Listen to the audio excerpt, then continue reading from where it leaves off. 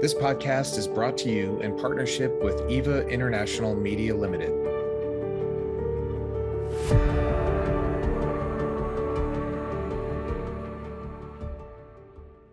Hello and welcome to Down to Earth with Terry Verch, where we talk about what matters down here on planet Earth.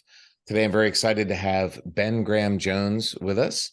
Ben is a freelance election expert and advisor to leading election observation and assistance organizations specializing in technology and online information. He recently led 3 election missions with the Carter Center and serves as an associate of the Westminster Foundation for Democracy, a UK public policy body. You can follow Ben on Twitter at Ben G. Jones 1, and his website is benjjones.com. Ben, thanks for coming on the podcast today. Great to be with you, Terry. And I was kind of fascinated that you're working at the Carter Center. So today we're going to talk about elections and information operations and that kind of thing. But in the future, I'd love to have you on to talk about President Carter. Sounds good, Terry. Yeah. Okay. So I heard you on a podcast last month called Ukraine the Latest. It's put on by The Telegraph, a British publication. It is a spectacular podcast. If you're interested in Ukraine, it's the best. It is hands down the best. And they talk about what's going on that day, and then at the end they have a special guest on. They've had all kinds of different guests, and you were absolutely fascinating. It sounds to me like your mission in life is exactly my mission in life, and that is to protect democracy, because there's a lot of it's not 100% great these days. It feels like it does sometimes feel like this is an uphill struggle, Terry, working in the pro-democracy business of trying to protect elections and protect the democratic rights to which all of us have an equal right to. Right. And I think certainly one of the worrying things that I'm seeing is that this scale of the challenge that we're facing at this moment in time in 2023 seems bigger than at any moment that I've known across my career. So I think it's great that all of us are doing the work we can to make sure that people are aware of the different challenges that we as the global democratic community face. Right. How do you become, a pro-democracy? Like, how do you get that as a job? Was that your college major, or how does this happen? Well, ever since I was a 5-year-old running around in nappies, in diapers, Terry, I said I want to be an election observer when I grow up. No, of course, it's not the sort of, whereas many children will say they want to be an astronaut when they grow up, nobody says they want to work in protecting elections. So I guess I always knew I wanted to work in something that fit with my values, and I'm certainly passionately committed to the values that I hold dear in my work. And of course, it's also a great opportunity to meet people from right across the world and learn to understand lots of different cultures and societies. Every election, it's not just something, of course, that happens on one day. There's a whole media landscape, political framework, election law, which surrounds all of that. So as you get to know each country's elections, you learn a little bit about what makes that society function and how do another set of people see the world.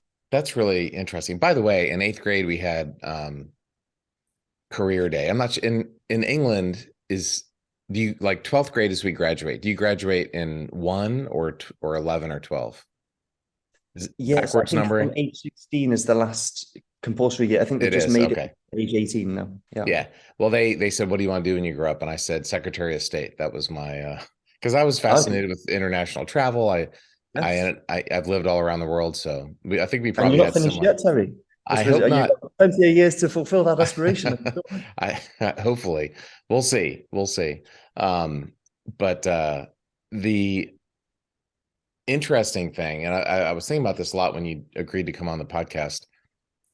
Democracy is not the same everywhere. Like in Switzerland, the whole country votes to see if they want to have curbs on the road or something. It's a very direct democracy.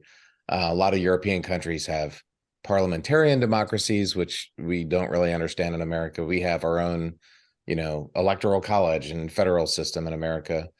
There are countries that are still monarchies. And of course, there's dictatorships like Russia and China. So there's a whole spectrum of governments, but even among democracies, there's different systems out there, right? So you have to be respectful. Not everybody is going to be Norway. which doesn't Yeah, mean it doesn't mean they're evil. It just means there's different ways to do things. yeah. Yeah, it's always a balance. I mean, you've got to, on the one hand, you've got, these global standards that either all countries have signed up to, or sort of best practice about how to run an election that we've sort of learned based Right. on decades, even centuries of experience. On the other hand, every country has their own way of doing things. I'll give you an example. I worked on the Gambian elections not long back, and there they vote with marbles. So you use the marble, and where you put that indicates where you who you're casting your vote for. And advocating changing a marble-based system of voting just won't wash at all in the Gambia. Nobody's interested in changing it. People are very proud of this tradition. So every country has their own way of doing things. Wow, that's amazing. That's fascinating. Well, there are different, and like if that's how they vote, then you have to respect that. But there is a line I think that you can cross, and clearly countries like Russia and China, there's probably a few, I don't know what the litmus tests are, but I think there's a few litmus tests where, if there's only one party, if the people don't have a choice, if there's no free press, if there's no free elections, it hit me this weekend thinking about it. If you have a system where there's one man in charge who wants to make his country great again, it's going to lead to war.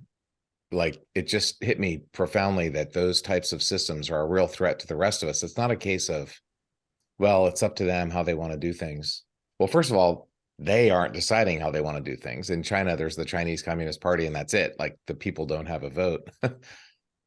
But it's a threat to the rest of it. It's not only how they're doing things, but there are certain systems that inevitably, or almost inevitably, lead to war. We're seeing that in Ukraine right now, obviously.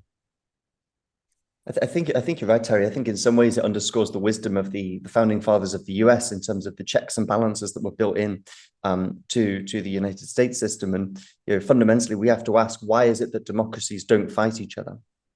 Right. Okay, democracies will fight with dictatorships. Dictatorships will fight with dictatorships. But for whatever reason, there is almost no incontestable example of two democracies actually fighting each other. Right. So that to me is some pretty strong evidence that we're doing something right. That's a great point. Yeah, Norway is probably a little mad at Sweden, and England is not necessarily a big fan of France, but you guys don't, you haven't had wars. No. Yeah, it's been a few centuries since you had those wars. And that's really why we can laugh about it, but it determines it determines like human misery. Are people going to live productive, happy lives, or are they going to go to war and die? It's really important that we get this stuff right down here on Earth. So clearly, China has a vested interest in the West declining. They talk about it all the time openly, how they're going to be number one and we're in decline. Clearly, Russia is actively trying to make this thing happen. So talk about emerging threats to elections.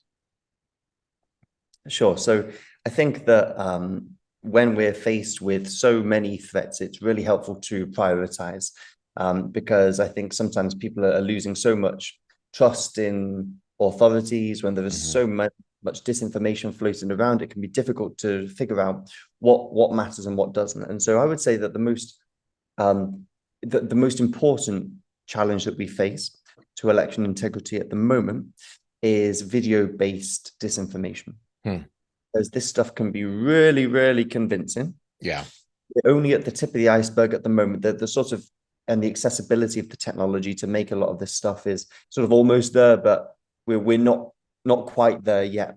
But pretty soon we will be in a situation where an election management official, will announce, let's say perhaps in a country where people might not all have internet access, but they will come out and announce that the results of an election were this. And then immediately videos will go viral of the same official in the same voice announcing a completely different set of results.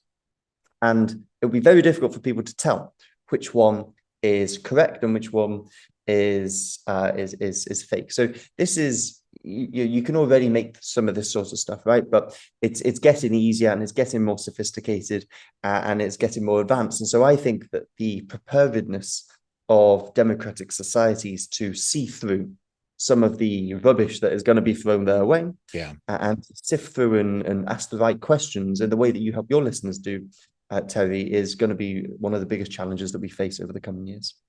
I remember, Ben, like 20 years ago, seeing special effects come out, and I remember thinking, man, there's going to come a day when you're not going to know if the person on TV is real or not. During Apollo, there was a speech written by Bill Safire, one of Nixon's speechwriters, and it was in the event of moon disaster. And it was the speech that Nixon would give if Buzz and Neil had been stuck on the moon. Thank God that didn't happen. I did a special reproduction of the Apollo 11 flight plan, and we put a copy of that speech in the back because it gives me goosebumps just thinking about it. But a few years ago, somebody did a deep fake of Nixon reading that speech. So you can go online and watch President Nixon tell you that Neil Armstrong and Buzz Aldrin are stuck on the moon. And with the advent of AI, the verbal component of AI with ChatGPT and others, and now the visual component of ChatGPT, we're just not far from massive segments of society being fed. Well, massive segments of American society have been fed lies constantly. And look what happened on January 6th. I mean, we're already there. We've already crossed that Rubicon, but it's still, most people can say, yeah, that's fake. But even though a lot of them believe it, but what do we do about it? I mean, in the year 2050, in the year 2100, in a country like China, they're just only going to get a constant steady diet of 1984, which is one of my favorite, but I just reread it recently. It's so profoundly prophetic. What do we do about that? The deep fake, and there's no right. We don't regulate big tech, and the algorithms have complete dominance over the human brain. So what do we do about these really difficult questions? Yeah, that's a really good point, Terry. And I think that what we see in your question, right, with all these different strands to it, is that there is no one size fits all solution to this problem. The problem of disinformation, the problems that we face, particularly around elections, are so diverse that this is a sort of we need to be deploying a wide array of responses to deal with this. So the first thing, which is absolutely evident to me, particularly in the context that I work in many countries across the globe at election time, right, is we just need to understand what is out there. I mean, you are, Terry, you're conversant with deep fakes. You understand the types of complex manipulation that can be deployed. But if you're sat there in a country where actually your main access to the internet comes from WhatsApp videos and images, which are shared to the only telephone in your village, and this is how people get their information, which is the case for hundreds of thousands of people, right? Facebook gives them free internet. Maybe you can talk about Philippines. Yeah, go ahead. Exactly. Yes, exactly.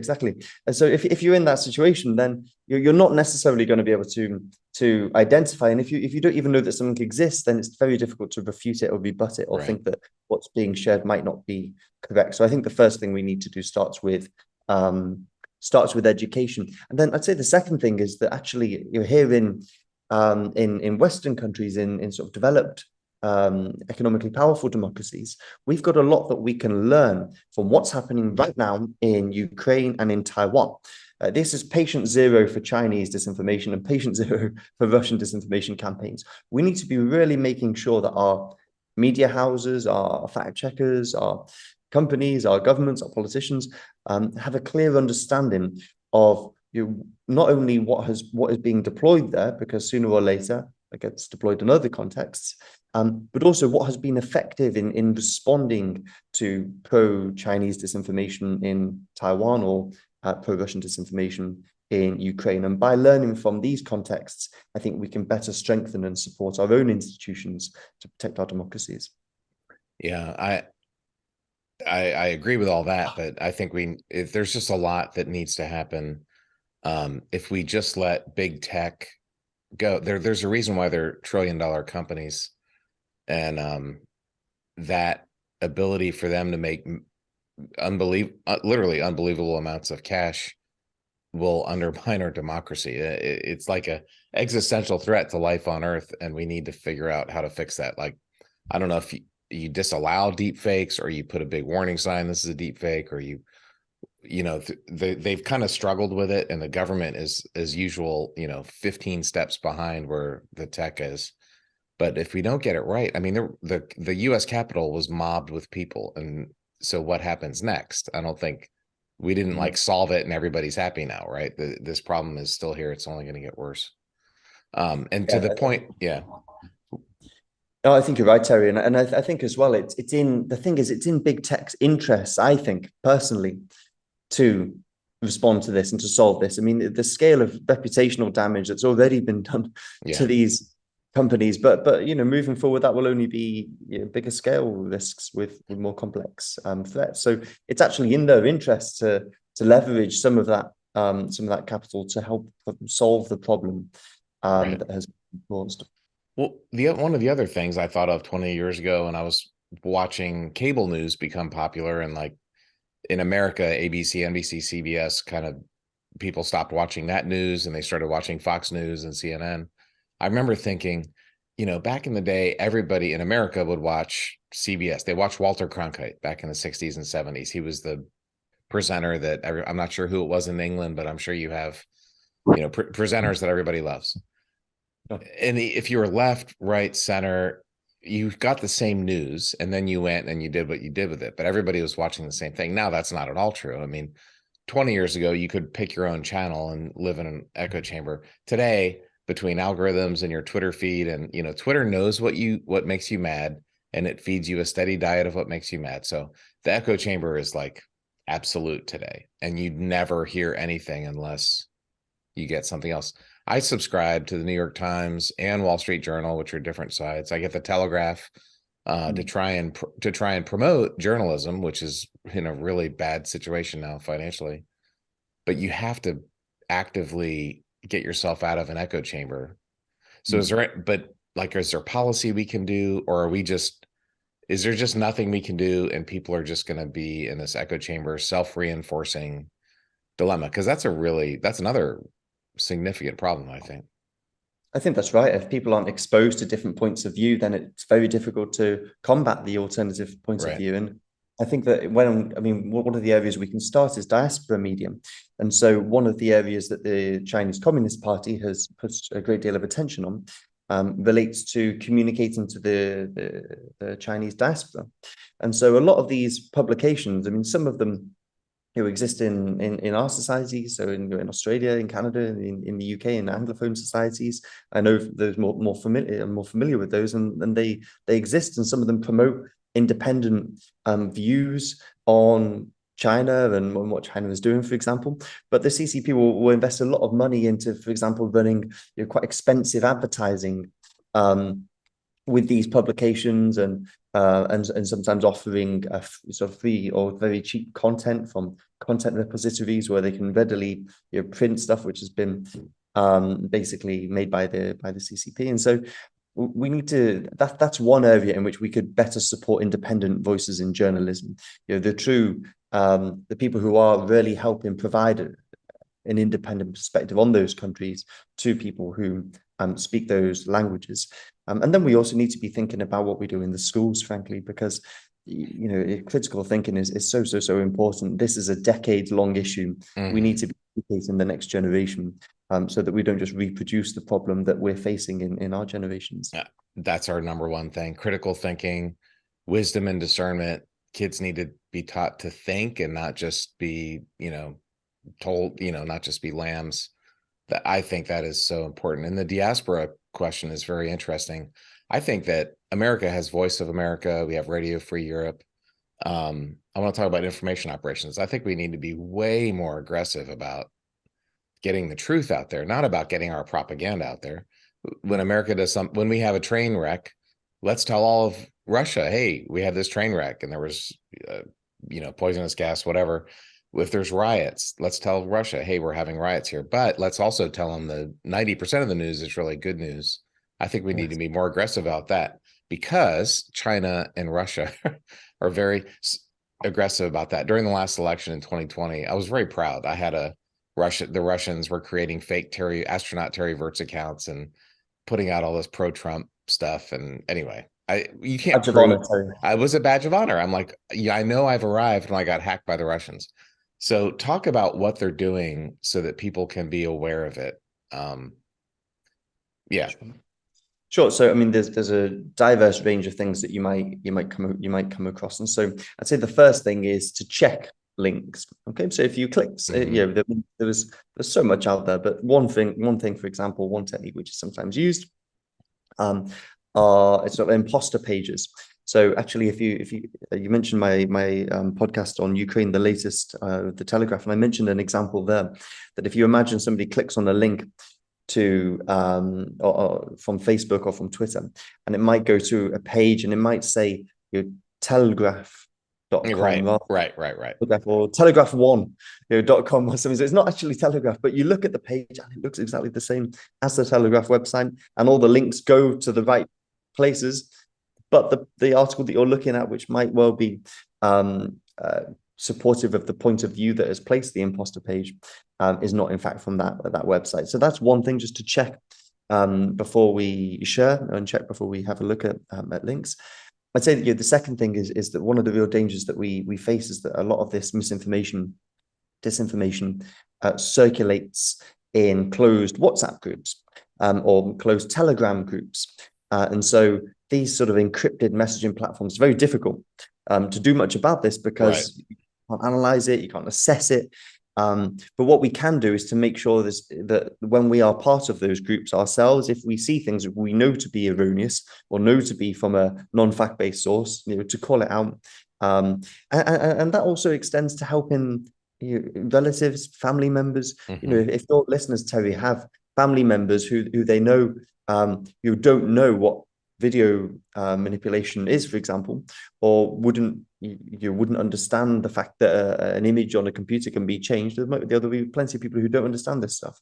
Then we can all play a role in helping build the resilience of our societies by speaking with our friends, with our relatives, and making sure that they're equipped to understand what's true and what isn't. There's also tools, I think, which some of the social networks have rolled out, which have been useful. So, for example, I mean, it's too new to comment on Twitter's blue ticks, but I think that Facebook's or Meta's identity verification process has been historically a good thing, so that that the person who's posting is not from a fake Terry Verch account, but is the actual Terry Verch. I mean, that seems. I need to jump in, Ben. There was just an article this weekend. So Twitter's new and improved blue, the check mark. In years past, it meant that you were a verified person. Now it means you're paying $8 a month, and you gave them a name and number that who knows if it's real or not. And they just had a example of this pro-Kremlin propaganda account that was spouting all of this Russian BS, and it was reaching 28,000 people, and they were paying $8 a month to get their Twitter blue. So that what Elon did with allowing you to pay to be verified, like, it's not rocket science that the Russian, the Internet Information Agency or whatever, that St. Petersburg group, is going to do that. So you have, unfortunately, and I hate to say this, you can't trust Twitter blue. You have to make sure that it really is a real person. Sorry about that. I didn't mean to interrupt. Yeah, no, that's really rough, Terry. And what I do know is that on Facebook's side, it's been certainly there's quite a process in. I don't know whether they'll go the same way perhaps in future, but hopefully not. We need to. That is an important thing, and I hope Twitter undoes this. I don't know how much revenue they're going to get, maybe a few $1 million a year. It's going to be a drop in the Twitter bucket, and the blue check needs to be the blue check, in my humble opinion. Well, I mean, disinformation, it has such real consequences, right? If someone's impersonating your business, if someone's impersonating you, right, this can have a real world misery as consequences. I've had lots of folks impersonate me, and then it's a huge pain to get Twitter or Facebook to stop them. Eventually it's happened. They've been able to stop them, but it takes like a lot of effort, and I'm not important. Like, hardly anybody knows me. It's a big thing. The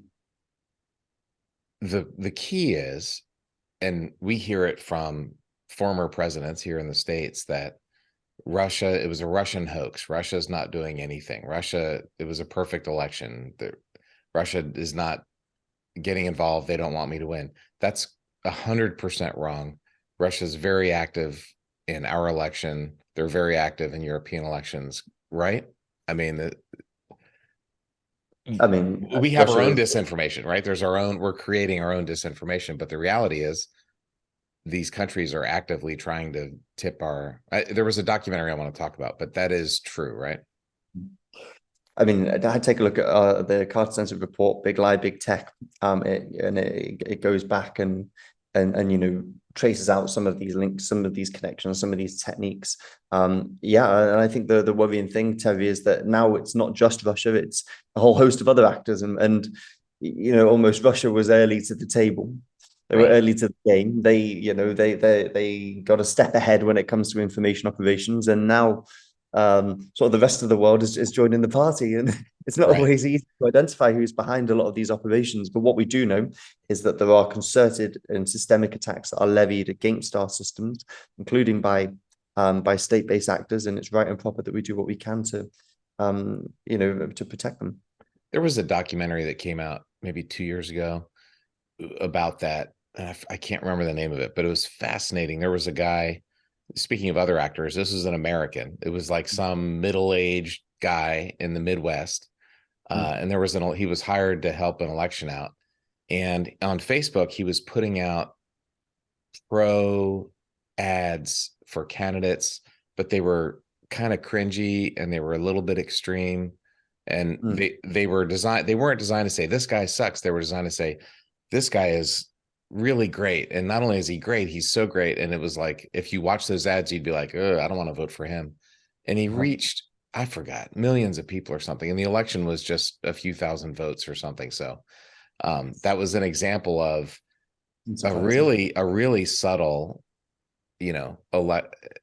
subversion of the election by ourselves, by us doing it. In the last election, a lot of Democrats were saying Trump is terrible, he's evil, the Republican Party is a threat to democracy. And yet the Democratic Party promoted the most extreme MAGA candidates. And their thinking was, well, they're so extreme, it'll be easier to beat them. And they were probably right, but that's playing with fire. When you're promoting when you're promoting a fascist, you're playing with fire, even though you'll probably beat him. What if you don't, So so we have to be very careful about what we share. Right. These threats don't only come from Russia. Sometimes they come from ourselves. I assume in the UK you have people meddling, and there's issues with that. Yeah, I mean, yeah. So my work very much focused on other countries' elections. So the one country I was Right. sort of not allowed to observe really is the UK, because Is that's the the UK. more Well, biased. you have a lot of them. Yeah, there's enough to get our heads around. I think it's very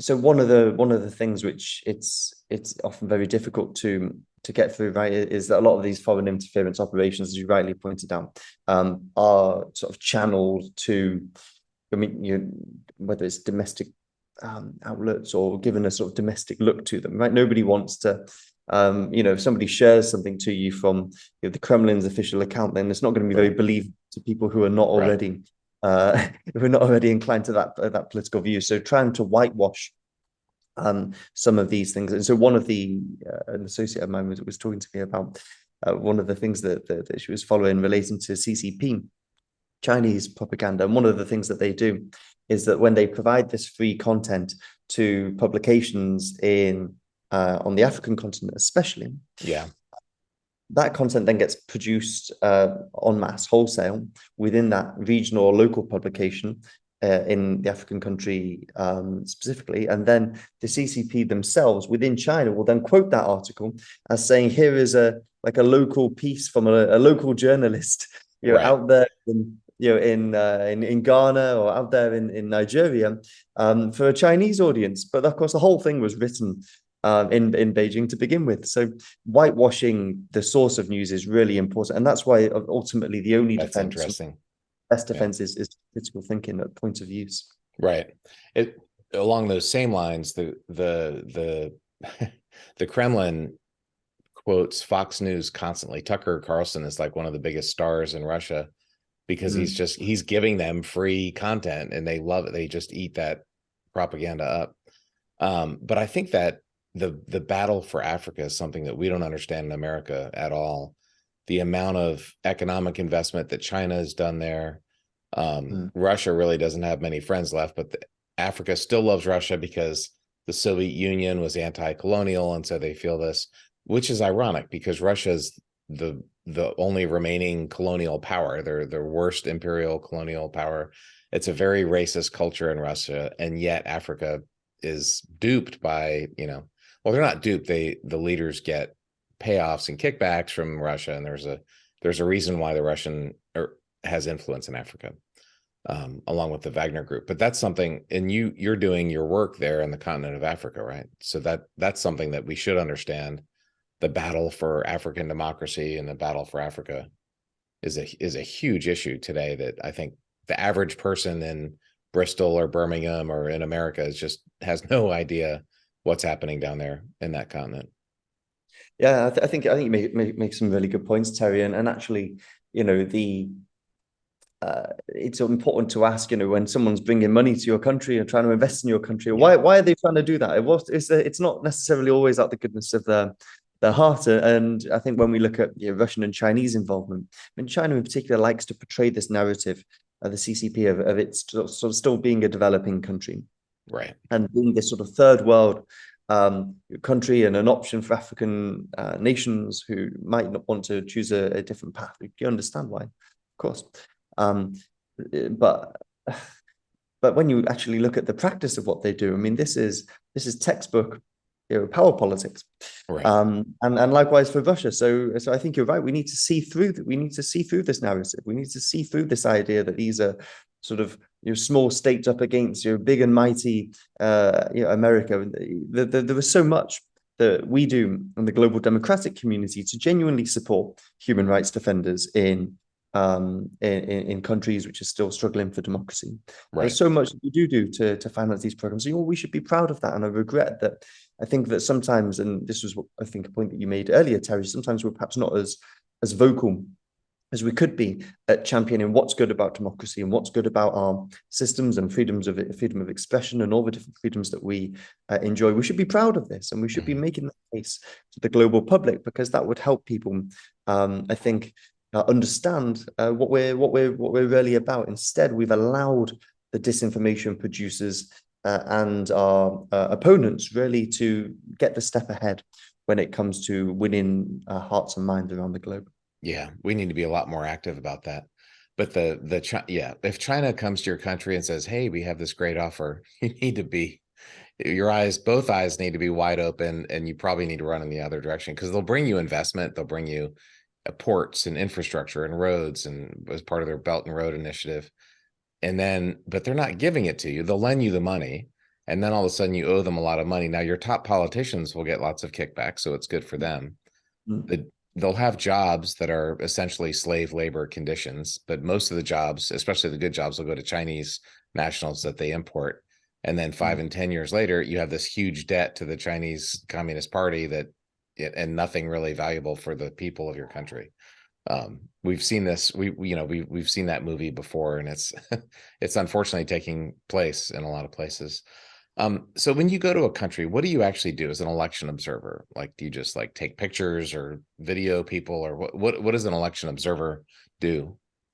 Sure. So a lot of work nowadays is sort of done on the computer. But as an election observer, what you will often do is you'll take part in what's called an election observation mission.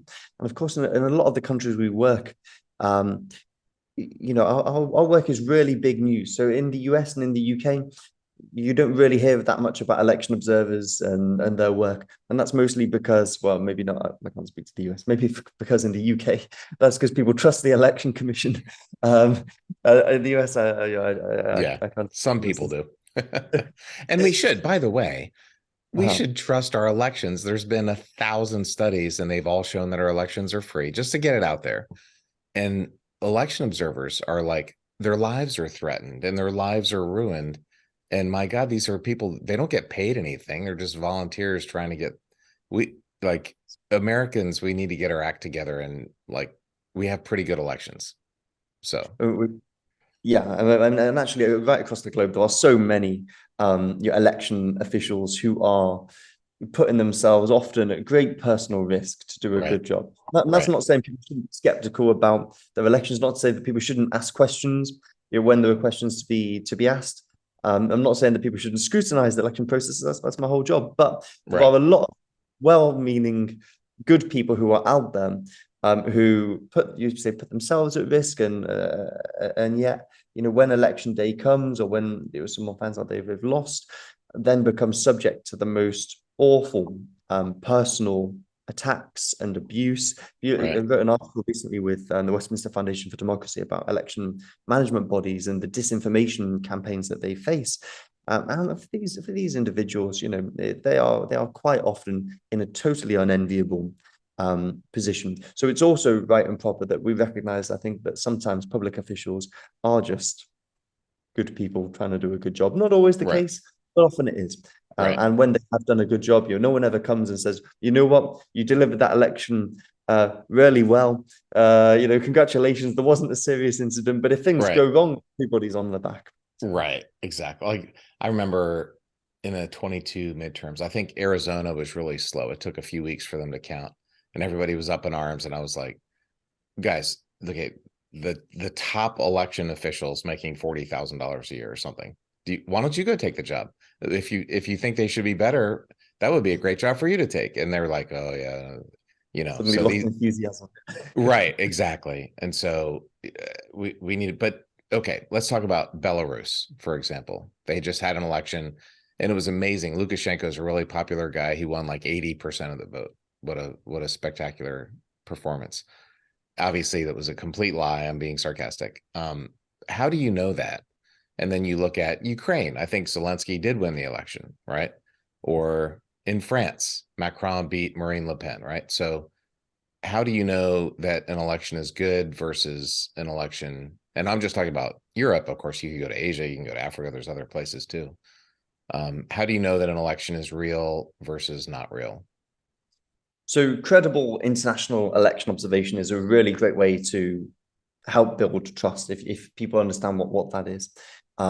Because even though, as I say, in our societies, it's not necessarily as famous a thing as it perhaps it should be, having an external perspective who can come in, interview everybody, look at how the system works, be there as things are counted, be there as things are reported, be there as things are tabulated. They have a really unique and distinct perspective on the election. They get incredible access to speak to all the campaigns. And if you have a look, so for example, all recent US elections have been observed by the OSCE, and you can find these Talk reports about online. OSCE. Talk about OSCE. What is that? Sure. So the OSCE, the Organization for Security and Cooperation in Europe, brings together the US, European countries, a lot of the Central Asian states as well. And even Russia, Belarus, so many countries as well with more questionable democratic records, we might say. Yeah. But it brings a forum where everybody can come together and does different work on areas of development and elections and democracy and this sort of thing. So as you can imagine, that's been rather strained alliance, or Yes. not rather strained intergovernmental body recently. So one of the things that the OSCE does is deploy election observation and election expert missions, and they focus on basically examining how the process has gone and providing recommendations for how it can better protect the democratic rights of the people involved and adhere with international best practice. What countries So have they good do reports elections? on US elections. You can find these all online. Sorry, Sarah, go on. Yeah, that's amazing. I'm so glad to hear that the OSCE looked at American elections and I guess gave us two thumbs up. Yeah, I don't think there was any. No, I mean, there's always things about, there's for always example, like minor, but demobilization, this sort of thing. But yeah, I think that they certainly didn't give any credence to any of the claims that were circulated around by the president of the United States. So what countries that might be surprising have good elections, and what countries that might be surprising have bad elections, or untrustworthy elections? That's a very big question, Terry. I think that, I mean, one of the it's very difficult to compare countries, right? Because each one has its, you sort of treat it on its own terms. I'd say when I look at the UK, the area that we really need to improve on, which is always underscored by different election observers and elections professionals, is our media. is that it's really concentrated. So that's the area where we fall down, and people are often surprised when I talk about this, because they think, well, elections, I mean, okay, but your media reform, this is stuff that happens years in advance of election day. But that's how it is. An election is a process that takes a number of years, and it needs to protect, and it needs to means the measures need to be implemented months and years before. So I think we've got an issue in terms of that within the UK. I think a lot of the countries that we look at, we see quite similar threats emerging, even though you've got diverse cacophony of election systems. Often you'll get quite similar threats emerging in the information space, because it's the same actors conducting those information operations. Russia or China will be active across many different countries, and so consequently you can best protect your system sometimes by looking at what other countries are doing. One example which I think was really positive was from the Philippines. And they had we did a scheme of work around that election, and give some context. Which election was this? Can you give a little bit of back context on the Philippines? Yeah, this was last year's presidential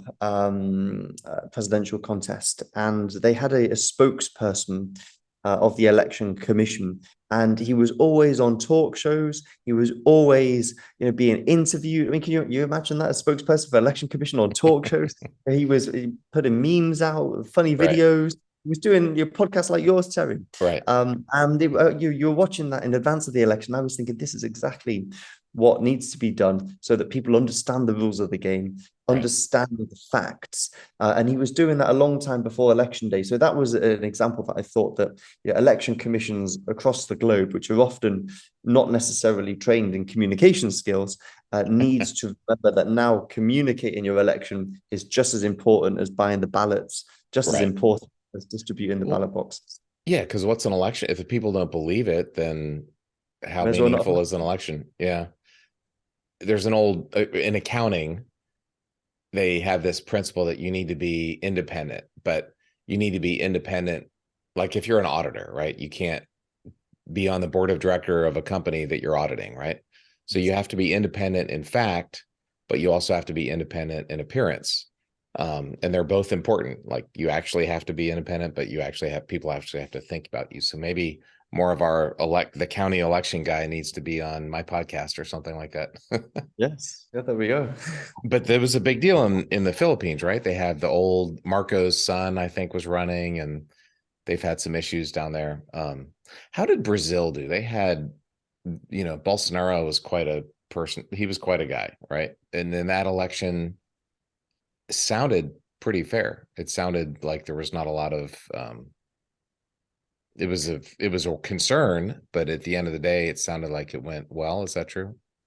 So I didn't work on the Brazil election. I can't really speak to that. But what I would say on the Philippines, what was interesting is that a lot of the disinformation which accompanied that election had a very long history, 10, 20 years, even longer in a couple of cases. So this really, that election underscored to me and reminded me that when we look at the work that disinformation producers are undertaking within China, within Russia, they're following strategies which have been implemented for such a long time scale, far longer than our strategies have been implemented. So some of the disinformation, for example, against Ukraine, this stuff has been going on for many years preceding the recent conflict. And I think that we're at risk right now, Terry, that we're focusing on all the crises that we face today in Ukraine and potentially Moldova, Taiwan, different places. We're looking at all of these issues, and that we're going to run into the same situation. We need to be looking at the same time as far forward as we can. So what are going to be the threats we're going to be facing in the information space in 15, 20 years' time? Because if we don't start asking those questions, we're going to be in exactly the same scenario back at that moment. Right.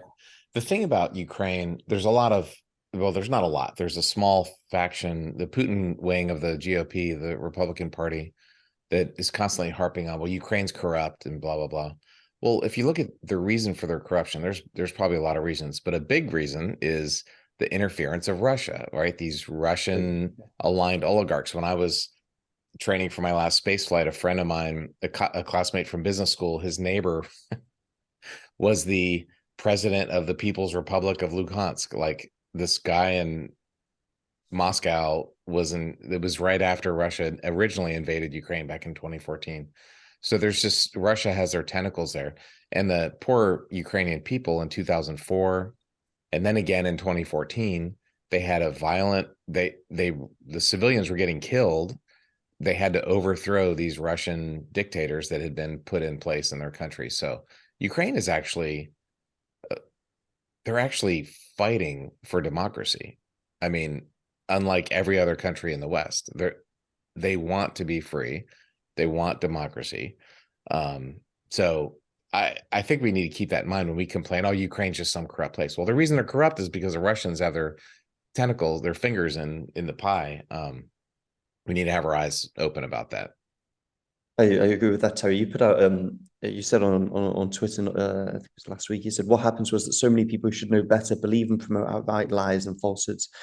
And it seems to me that, when I look at this sort of let's not support Ukraine movement, and I think it's more in the US and the UK. I think public opinion is rather unanimously behind supporting Ukraine. Yeah. But it seems like so many of these journalists have sort of perhaps forgotten why they got into journalism in the first place, or seems to have just neglected the responsibility to deliver the truth of the matter to the listeners. And the truth is this is all of our causes.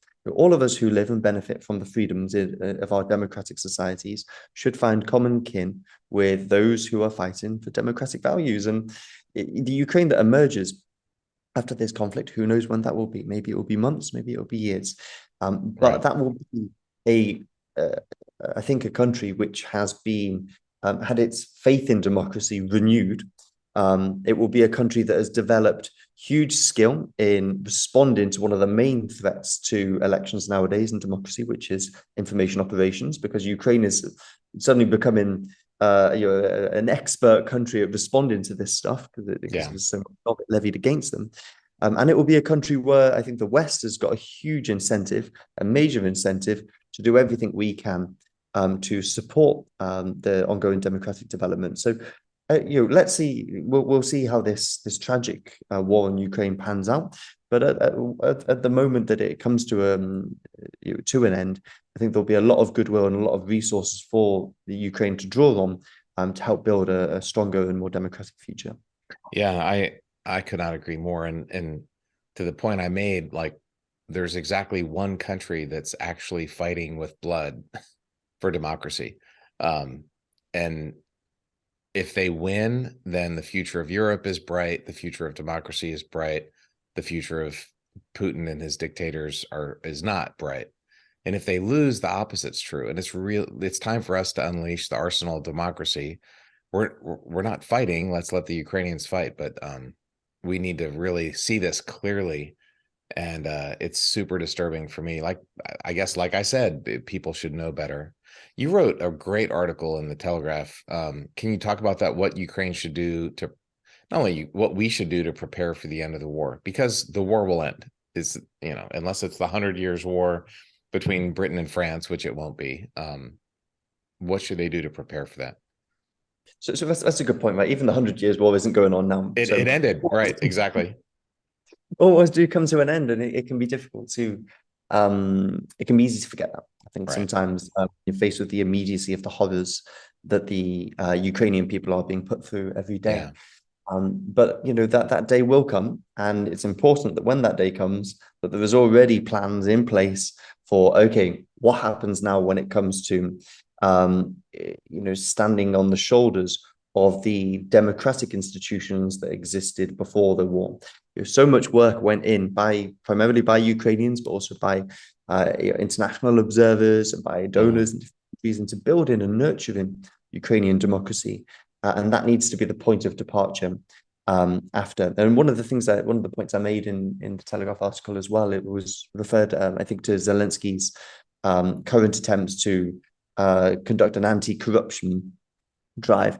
And I think he sort of recognized that, now given the strength of Western commitment to Ukraine, that's given him, I think, a bit of room and a bit of space to think about, okay, what's the Ukraine that comes out of this? And so conducting a sort of anti-corruption drive in the middle of a conflict, actually, I think in that context makes quite a bit of sense. It's My concern stunning. really, Yeah. It's stunning that he's doing this. Yeah. it is, and it's really important that he's doing that. My concern really is that attention will shift away to the next priority. We've got a very difficult global economic situation. We've got we've got a commitment to Ukraine that remains strong, but there's already voices, as you pointed out earlier, in our societies who are putting forward a pro-Russian narrative on this. And I think it's incumbent on all of us to make sure that initial outpouring of enthusiasm to support those who are fighting for the values that we take for granted is sustained all the way through. And that even when this thing comes to an end, that we recognize that's just the end of the beginning. And we continue to give the support that's required. Ben, I felt like, and I've been saying this for years, I've been doing a lot of speaking since I left NASA a few years ago, and I was saying it feels like it's 1930s and 1940s, not that far away. Well, 1943 has come, right? I mean, we've passed that point last year on February 24th. The historical parallels between the 30s and 40s and today are like 100%. I even saw, Putin was just in Mariupol, and they were showing pictures of Hitler in Mariupol back in the day, and that was when he kind of realized he was going to lose the war. If you want, a lot of people are saying, well, look, let's just negotiate a peace. We'll give, they can have Donetsk and Luhansk, and we'll have peace, right? We'll have peace in our time, a famous British prime minister said. In the 1930s, lots and lots and lots of people said, look, Hitler can have the Sudetenland. He can have that part of Czechoslovakia. They speak German there anyway. The people want to be German.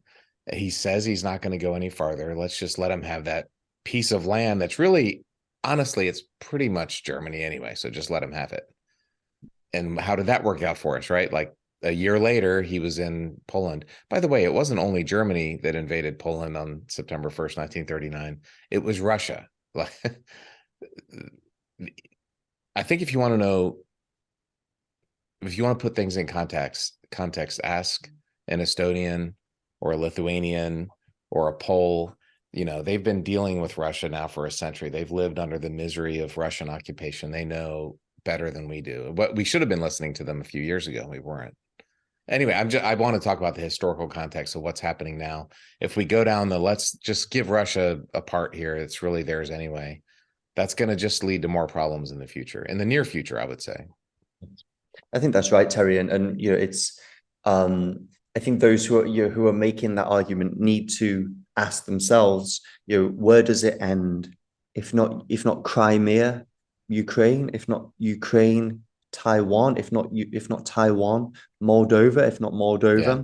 Poland. At what point do we say that actually democracy is a cause that is worth fighting for, that is worth putting resources in? Now, I know it's easy for me to to say that I'm not the people who are actually doing the fighting themselves, in the facing the elements, facing the weather, facing the terrible risk to life, facing the difficulties with supplies and whatever it may be. I'm not in that situation. It's easy to say that but I think that, as a member of societies that support those who are fighting for those values and ensuring that we can live free lives, we need to put our money where our mouths are here.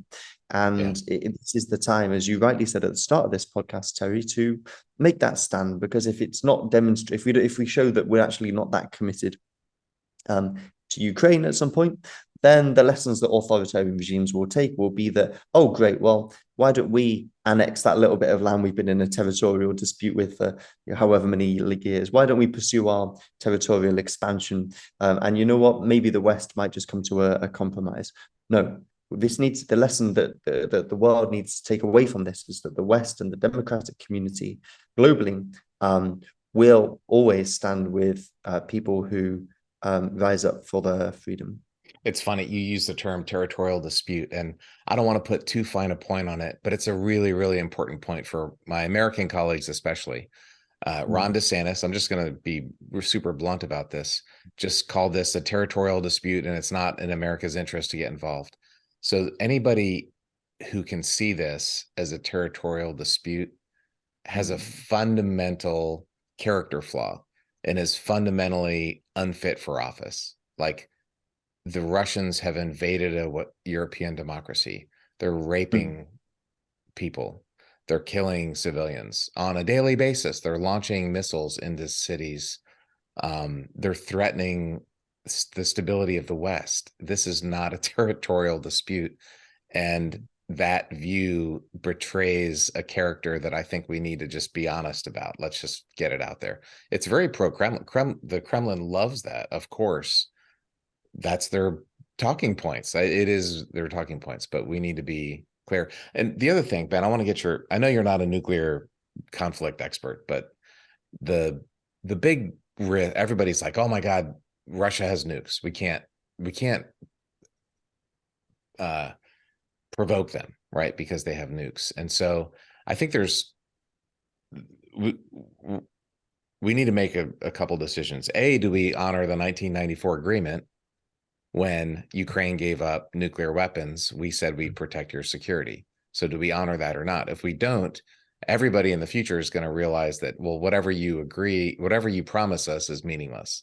Unless we honor that 1994 agreement, we're telling all future international negotiations that if we promise you something, it's meaningless. So we have to honor that. And the other thing is, if we say, well, they have nuclear weapons, so we can't fight back, then what we're saying is, the message we're telling, Iran and Saudi and North Korea and every other country that wants nukes is get nukes, because then you can do whatever you want. We won't fight back. I think that nuclear argument is a straw man argument, but yet it's an important one, because of course we can't have a nuclear war, of course. Yeah, it's central, isn't it, to the puzzle of thinking through the conflict. And I just think that sometimes we've got to remember that, this could, if this goes wrong, if the right people lose, let's imagine, I don't think it's impossible to happen, but if it was to happen that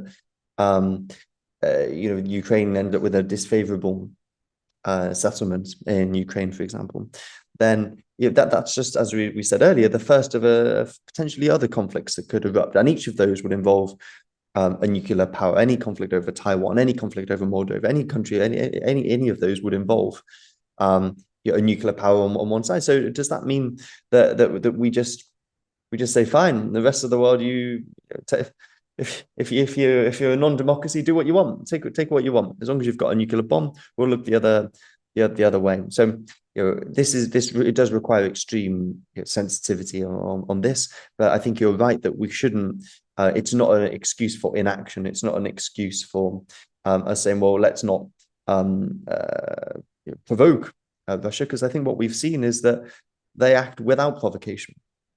Yeah, of course. And you can't say, we'll give them this and they won't do that. They've been doing that since Chechnya, since Georgia, since what they did in Syria was just unbelievably horrendous. And they've been doing it in Ukraine since 2014. So it goes back to my original premise this weekend, that it just struck me that when you have an authoritarian dictator, when you have one man in charge for life, and when he wants to make his country great again, bad things are going to happen. We need to open our eyes to that and fight back against it, because unless we do, we're going down the wrong direction. Yeah, I think that's right, Terry. And what you mentioned earlier about these echo chambers, which is what facilitates that, right? We're ended up in a society where we all might be living in the same country or living in the same place, right? But everyone is having their own, conversations with a specific group of people. First of all, they select that group of people through membership of particular platforms, particular groups on that platform, particular interest groups, particular political websites, whatever it may be. So in our choices of what information to consume, which channel do we watch, we're already selecting out stuff which disagrees with us. And then on top of, as you mentioned, we've got these algorithms which tailor, because we're more likely to be interested and therefore click and get advertising revenue, which tailor content that fits our pre-existing biases at us. And so we've got this sort of recipe for people being absolutely certain that we are all right. And so maybe one of the ways in which we can start thinking um, about the rise of these sort of strong men. We will fix everything. My country first. Right. Lead is to just be a little bit more critical with what we're reading, what we're Right. exposed to. Maybe it's for all of us to take a step back and think: are we actually doing all we can to expose myself to people who disagree with me, who Right. might have a different opinion, who can educate me about a new topic? And if we're not doing those things, then perhaps we're not being responsible citizens of our democratic communities. Amen. That's a great way to look at it. Another thing is, I think one of the playbooks of these types of authoritarians is that it's grievance, it's things are terrible, everything's awful. You hear in America about it was carnage in America. Trump had it in his inauguration speech, American carnage. And like today, CNN had an article about how the climate catastrophe is going to destroy us all and stuff. It's a nice, beautiful, sunny day today. I went out to some nice restaurants this weekend. Everybody was at the mall. Life in America is pretty dang good. Like, America is a pretty awesome country. And that's why there's hundreds of thousands of people lining up trying to come here, trying to get lottery visas. But the demagogues will tell you about, oh my God, we're all dying and everything is awful.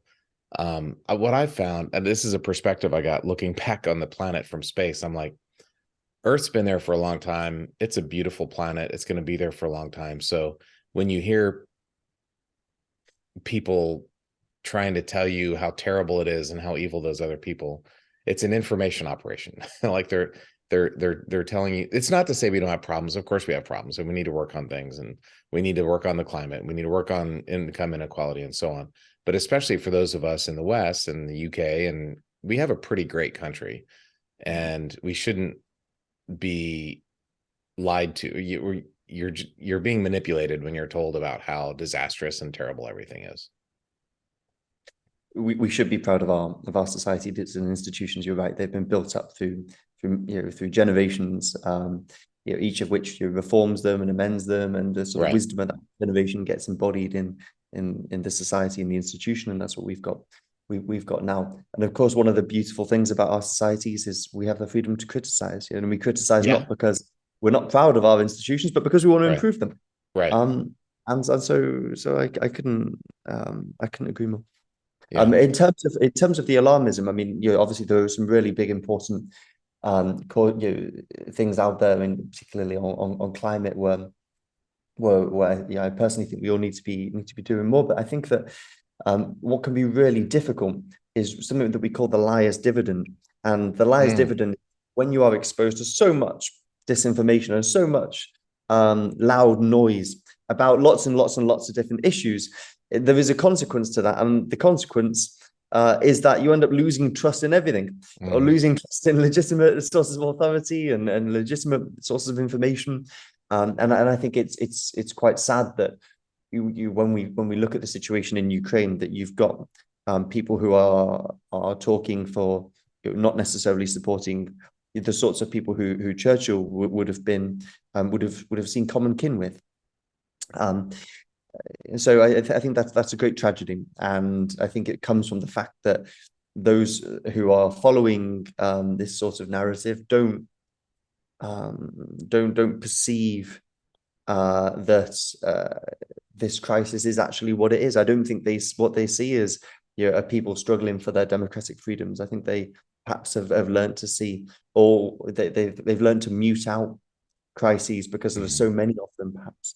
I'm not sure, but that would be my best guess. Yeah, the liar's dividend is such a great term. I'm so glad you brought that up. I have lots of friends in Russia. I spent years of my life there. I made some very good friends, and the one thing that I've heard from them over and over and over, they don't really completely believe the government, and they never have. In the Soviet Union, they knew it was propaganda, sort of, but they also knew the West was bad, and they're very ambiguous. They're like, well, yeah, Putin's probably wrong. He's not great, but Zelensky's corrupt, or but they're mistreating Russians in the Donbass. But the West, why did you invade Iraq? There's always a what if, there's always a but. to their things, and that's a liar's dividend. It's when they're constantly bombarded with propaganda. Tim Snyder, Tim Snyder, I think he's a historian. He's a pretty famous guy. He just gave a speech at the UN, and he had 10 reasons how the Russian government itself has hurt Russia. Because Russia is always like, the West is trying to destroy Russia. Well, no, Putin, you're destroying Russia. Putin has destroyed Russia. The next century of Russia trajectory is down. It's not up. And one of the top things that he's destroyed is lack of information. Like, they don't know the truth, they don't believe the truth, and they've undermined themselves in this thing. But anyway, liar's dividend, that's an amazing concept, to where if you hear lies constantly, you're not really sure what's true, and it's really hard. It's really hard. Human brains are not good against propaganda. Like, propaganda works. Exactly. And this idea, I think that as you rightly say, we are those of us who are supporting democracy in Ukraine or elsewhere are also supporting the interests of actually ordinary Russian people. Right. I think that's a good distinction to make. At the end of the day, and this conflict will come to an end at some point. We are not against Russian people. The people in democratic are not against Russian people. There are plenty of Russian people who share our values, who share our perspectives, and are just. And so I think that when that time comes, it's really important for us to remember who the real threat is here, who is really responsible for this. And the person who is responsible for the war in Ukraine is Vladimir Putin. Right. Be very clear about that, and not ordinary Russians. But of course, there will in time need to be the right war crimes procedures for the individuals who've been involved in everything, of course. But I think we do need to remember that fundamentally, building a democratic world, I think, is about winning friends, allies, and people who think like you, who might be in very different cultures. And there's a lot of people in Russia, I think, who've just been exposed now for decades to one way of seeing things. And I hope that as we come out of this conflict, we can find new ways to help ensure that people can make their own decisions. Yeah. Well, I totally agree. So let's use the Ukraine the latest technique. They always end each thing with, is there anything I forgot to ask? Is there any final thoughts that you have? I can hear Francis Durnley and Dominic Nichols saying that. I don't have the British accent, but that's what they say at the end. So any final thoughts for us? Yeah, the final thought is this, Terry, and I think it's been a theme throughout our podcast.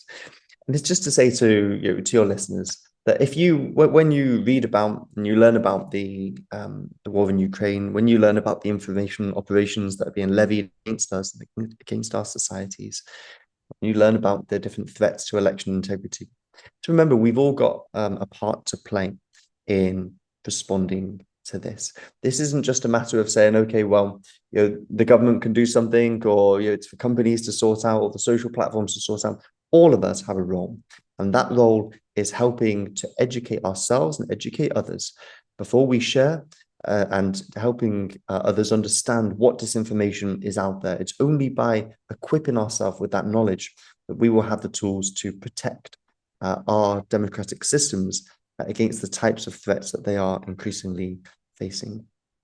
I could not agree more. We need to pull our head out of the sand and open our eyes. There really is a global conflict between good and evil, between democracy and authoritarianism, and the work that you're doing is really spectacular. It's maybe the most important work, more than anything else. So Ben Graham Jones, thank you so much for coming on. Once again, you can follow Ben on Twitter at Ben G Jones 1, the number 1, and your website is bengjones.com. So thanks for coming on, Ben. Thanks ever so much, Terry. And we'll have you on again at some point in the future to talk about President Carter. I'd love that. My pleasure.